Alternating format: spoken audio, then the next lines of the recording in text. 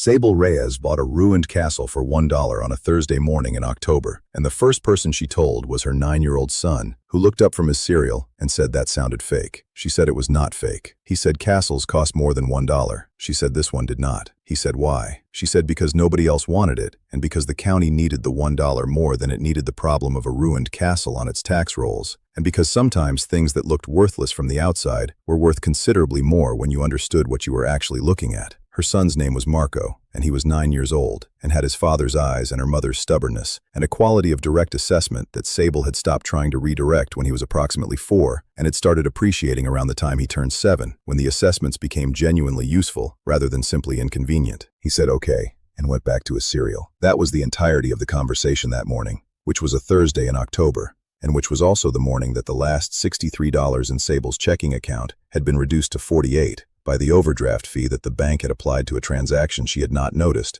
was going to push her below zero the previous Tuesday, and which she had not had the emotional bandwidth to deal with until this morning, when the bank's notification app had delivered its cheerful update about her account status in the same moment that she was standing in the kitchen making Marco's lunch and trying to remember whether the electricity bill had been paid. It had not been paid. She was 38 years old and had been a single mother for 6 years and had been managing on a single income and a determination that she had never found a name for that fully captured its quality, which was something beyond stubborn and something short of reckless and something entirely her own that had gotten her through 6 years of difficulty with a child she loved completely and a financial situation that she managed with the precision of someone for whom a $20 miscalculation had real consequences.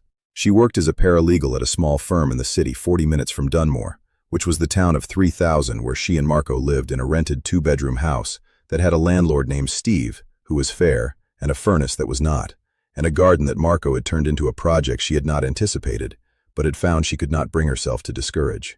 The castle was in Dunmore, not in the town exactly. On the edge of it, at the end of a road that had been called Castle Road since before anyone currently living could remember, which in a town the size of Dunmore meant at least 80 years. The castle was visible from the main road, in the way that things were visible when they had stopped being maintained, and the vegetation around them had grown to the point where visibility required specific conditions, which in this case were the right angle and the right season, and the specific quality of late October light that arrived low and reached places that summer light did not. Sable had been aware of the castle the way people in Dunmore were aware of it, which was as background, as a feature of the local landscape that was noted by newcomers and invisible to long-term residents, in the way that things became invisible through familiarity. She had driven past Castle Road approximately twice a week for 4 years and had not turned down it once. She had turned down it 4 months ago because of Marco. Marco had looked up from the back seat on a Tuesday afternoon and said, "What is down that road?" She had said a ruined castle. He had said she was joking. She had said she was not joking, and had turned down the road because the conversation required it. They had driven the half-mile to the end of the road and parked at the gate in the chain-link fence that the county had erected at some point to mark the boundary of the property and to discourage what the sign on the fence described as unauthorized entry, which had apparently not deterred the local teenagers who had left evidence of their presence in the form of spray paint on the sections of wall visible from the fence line. Marco had pressed his face against the chain link and looked at the castle for a long time without saying anything, which was unusual enough that she had gotten out of the car and stood beside him. The castle was not large. That needed to be said because the word castle arrived in most people's imaginations with a scale that this structure did not match. It was the scale of a fortified manor rather than a fortress, 2 stories in most places, and 3 in the tower section at the northeast corner, built from the local stone that the region produced in the specific gray-brown color of age and solidity. It had been built in the early 19th century by a family whose name Sable had subsequently researched, and whose history in the area had ended in the 1940s, when the last family member had died without heirs, and the property had passed through several institutional hands before ending in county ownership in the 1970s. The county had owned it for 50 years and had done nothing with it because doing something with a ruined castle required resources the county did not prioritize, and because doing nothing was free and the castle continued to stand, regardless of whether anything was being done with it. Marco had looked at it through the fence and then looked at his mother and said someone should fix it. She had said fixing it would cost a great deal of money. He had said what if someone got it cheap and then fixed it slowly? She had not answered immediately because the question required more than an immediate answer.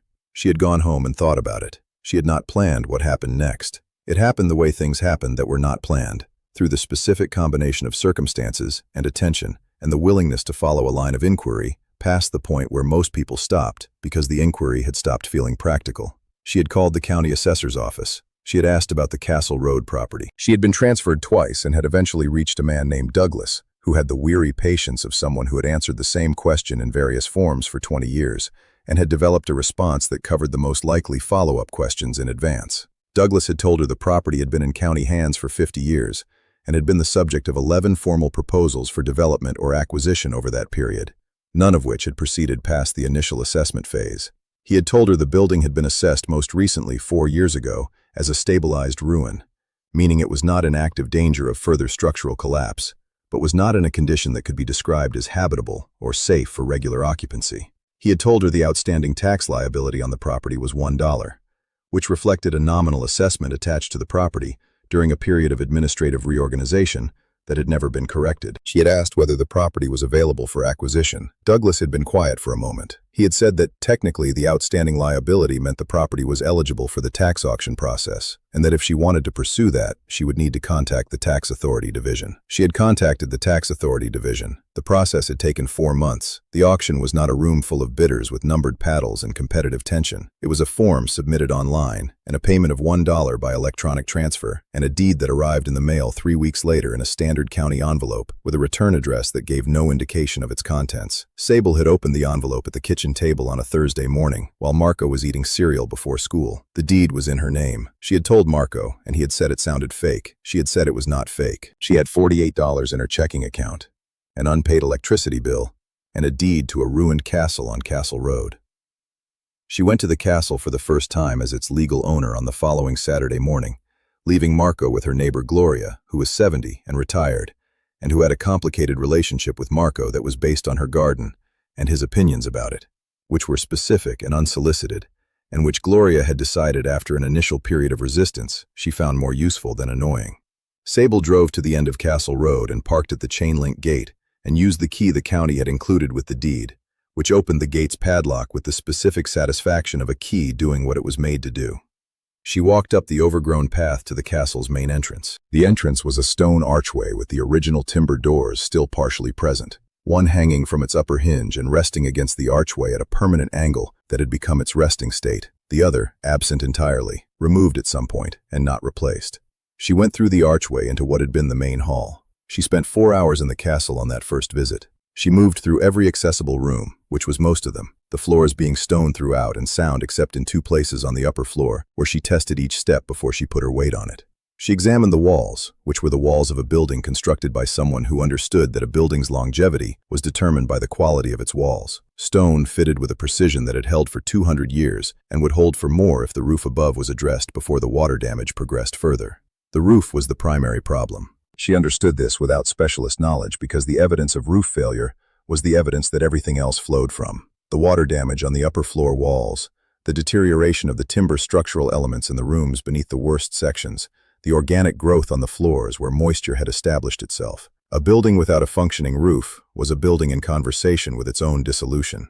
This building had been in that conversation for approximately 40 years, based on what the deterioration pattern suggested. She also found, on the first visit, the rooms that were not on the county's assessment. Not hidden rooms in the dramatic sense of concealed doors and secret mechanisms. Rooms that had been present in the original structure, and that the county's assessment had either not accessed or had not recorded, which were different explanations with different implications. She found them because she was thorough, and because thoroughness was the approach she applied to things that mattered.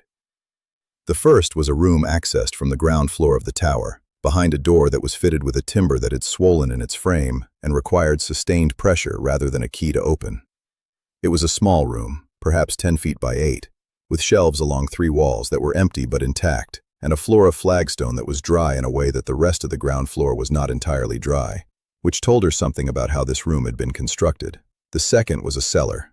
She found it because the kitchen floor, which she had been assessing for the water damage evident in one corner, had a section that sounded different when she walked across it, the specific acoustic difference between solid ground and a void below. She traced the boundary of the sound difference and found the hatch door flush with the kitchen floor, fitted with iron hardware that had rusted but not failed. She needed a tool to open the hatch. She had not brought tools on this visit. She went home. She came back the following Saturday with Marco. Marco had been told about the castle in the specific way that Sable told him things that were significant, which was directly and with the relevant facts in the correct order, and without the softening modifications that some parents applied to information they were uncertain about. She had told him she owned it now. She had told him it needed a great deal of work. She had told him they did not have the money for the work yet, and that the work was going to have to happen slowly, and with whatever resources they could find, and that this was the situation, and she wanted him to understand it accurately. He had said how slow. She had said she did not know exactly. He had said, were they going to live there? She had said possibly eventually if the work got done.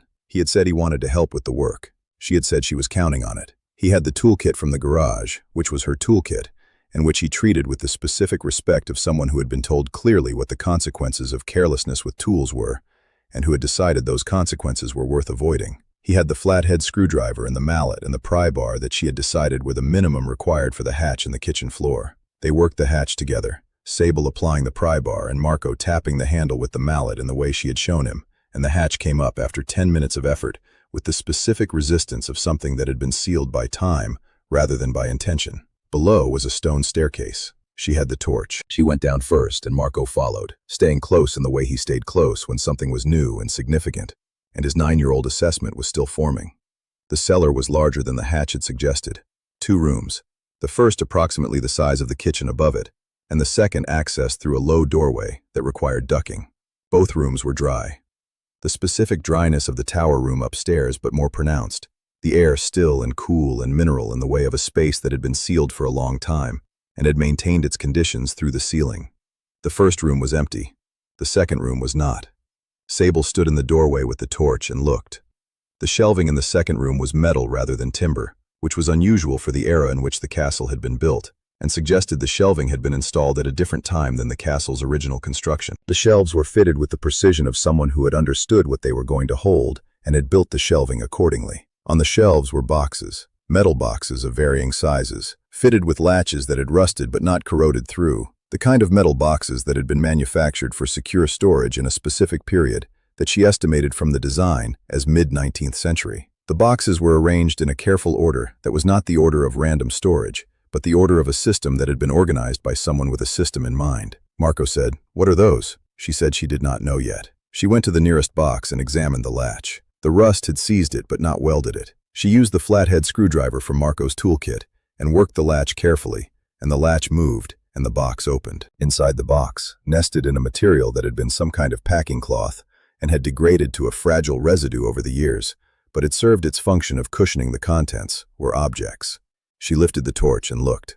Marco, who had come to stand beside her with his face at the level of the box, made a sound that was not a word. The objects in the box were decorative pieces, small figures and vessels of a kind she recognized in the way of someone who had been a paralegal for 12 years and had processed estate documentation that included asset valuations, which meant she had read descriptions of objects like these in the specific technical language of appraisal documents. She set the box down on the floor and opened a second one. More pieces, differently shaped, the same quality of manufacture and the same evident age. A third box. A fourth.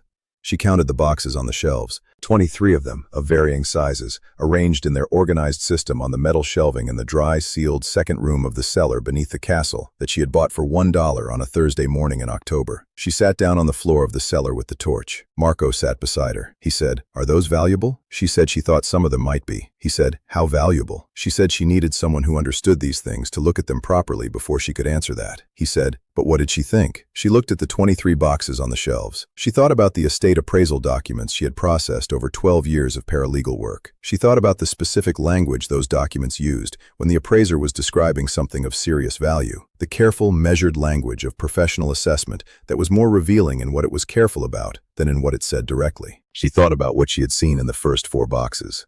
She said she thought they might need a better lawyer than the one she worked for. Marco considered this. He said, was that a lot valuable or a little valuable? She said it was possibly a considerable amount of valuable, but that she was not going to say a number until someone qualified had said one first. He said, okay. They sat in the dry cellar beneath the castle they owned for $1 with 23 boxes on the shelves and the torch making a circle of light in the old air. Then Marco said they should probably make a list of everything. She said that was exactly right. She reached into her jacket pocket and found the small notebook she always carried, which was the habit of a paralegal who understood that the difference between information and evidence was documentation. She opened it to the first page. She wrote the date at the top. Below it, she wrote cellar inventory in her precise small handwriting, and below that, she began to document what was on the shelves, box by box. In the organized, sequential way she documented things that mattered. Marco held the torch steady. He had his father's eyes and his mother's stubbornness, and the specific quality that was entirely his own, the focused stillness of a 9-year-old who understood that something important was happening and that his job in this moment was to hold the light. He held it. She wrote. Outside the cellar, above the kitchen hatch, the castle stood on Castle Road in the October afternoon, in the specific way it had been standing for 200 years, patient and solid, and entirely indifferent to whether anyone understood what it was. Someone understood now. She kept writing.